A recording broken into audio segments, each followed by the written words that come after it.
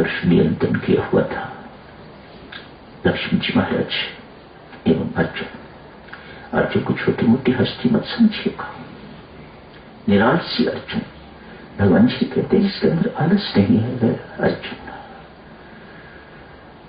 जिसका नींद पर नियंत्रण है वह अर्जुन। कहीं वर्णन आता है अर्जुन को मत ऐसा समझिएगा कि ये एक साधारण कोई व्यक्ति है। संत महात्मा उसे नर कहते हैं तो भगवान को नारायण कहते हैं। नर तो हम भी हैं, लेकिन हमें तो ऐसा भगवान संबोधित नहीं करते। अर्जुन को ऐसा किया है, नर है, मैं नारायण। युद्ध के दिनों में भी देवी सज्जनों ध्यान दो, हम कहां हैं उनके मुकाबले में।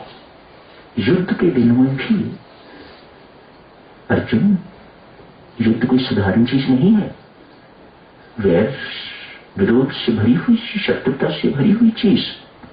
आप तो अपने घरों का कामकाज करते हैं, नौकरी करते हैं, व्यापार करते हैं, घर गृहस्थी चलाते हैं, मामूली बातें। अर्जुन युद्ध कर रहा है, मेरे सामने शत्रु खड़े हैं, मैंने इनको मारना है। तो अंदर से वैर द्वेष भावना कितनी कटक, कितनी होती होगी कि मुझे इसको मारना है। ये कोई छोटी बात नहीं है।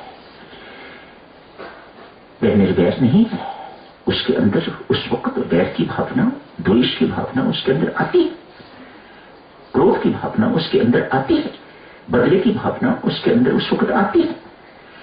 इतने सब कुछ के बावजूद भी देवी सज्जनों, आपको आश्चर्य होगा, अर्जुन सोने से पहले 51 माला रोज फिरता था। अपने कक्ष में आके 51 माला रोज फिरता था। कहते हैं भगवान श्री अर्जुन का कक्ष एक ही होता था, दोनों एक ही कक्ष में सोते थे। आज अर्जुन इतना थका हुआ है, इतना थका हुआ है कि माला फिरते फिरते, कई दफा हमारे भी होता है ना, छूट जाती है माला, मान ऊंग आ गई। अर्जुन को भी ऐसी ही ऊंग आ गई, गहरी नींद में प्रवेश कर गया। मध्य रात्रि के बाद कहीं आंख खुली, इस प्रकार से करके वो मेरी मालाएं पूरी नहीं हुई। देखा तो माधव माला फिर रहे थे। पूछा, आप क्या माला फिरते हैं? पार्थ, तेरी माला पूरी नहीं हुई थी, मैं पूरी कर रहा हूं। अर्जुन को साधारण व्यक्ति न समझिएगा। मैं तुम्हें अपने दिव्य नेत्र देता हूं तो इन नेत्रों से मुझे देख सकेगा। बुद्धि योग की चर्चा चल रही है साधक। चलो 10वें अध्याय के अंतर्गत जो बुद्धि की चर्चा थी, जो हमें परमात्मा में पूर्णतः विश्वास न होने दे, राम नाम में पूर्णतः विश्वास न होने दे, वह दुर्बुद्धि है। इधर उधर भटकावे, वह दुर्बुद्धि है। भगवान राम अवतरित हुए हैं, भगवान श्री कृष्ण अवतरित हुए हैं। एक अयोध्या में अवतरित हुए हैं, दूसरे मथुरा में अवतरित हुए हैं। देवतागण जहां जहां भी बैठे हुए हैं, मुख्यतः देवलोक में, अन्य स्थानों पर भी जहां जहां भी बैठे हुए हैं, मान्य भावना आई।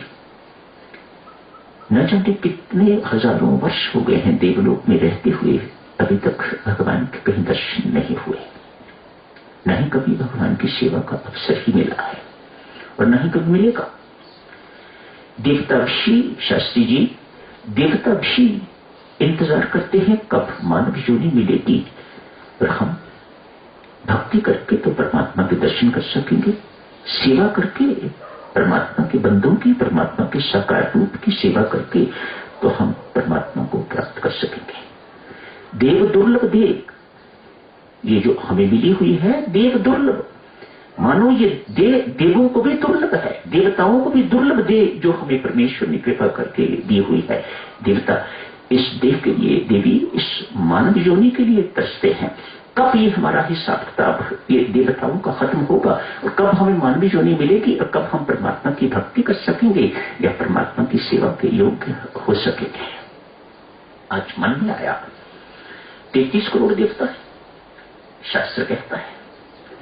आज मन में आया अवसर है, चलो भगवान की सेवा करते हैं। भगवान इस धरती पर अवतरित हो रहे हैं, हो गए हैं।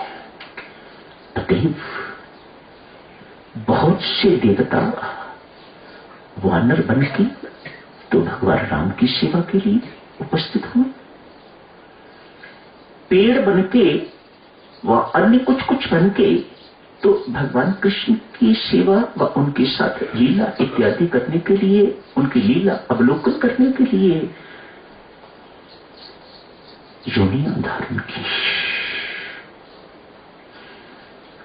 जो देव परमात्मा के दर्शनों को, परमात्मा की सेवा को तरसते हैं, मुझे आश्चर्य होता है सुन के जब कोई कहता है कि अमुक देवता ने ये कहा है कि राम राम जपना बंद कर।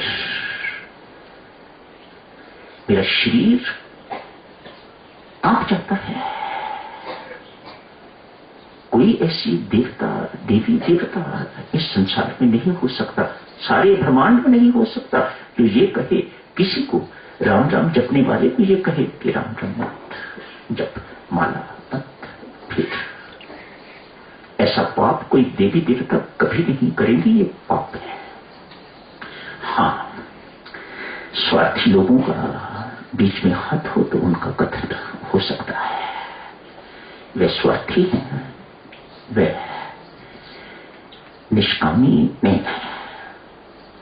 आप बहुत भोली हो देवियों, यहाँ की लाहौल की देवियां, यहाँ के सज्जन, यहाँ के पुरुष बहुत भोले हो, सोच समझ के इन बातों में आया करो। परमेश्वर ने आपको राम नाम दिया है, अपना नाम दिया है, दिलवाया है। आप अपनी दुर्बुद्धि को, मंद बुद्धि को तीव्र बुद्धि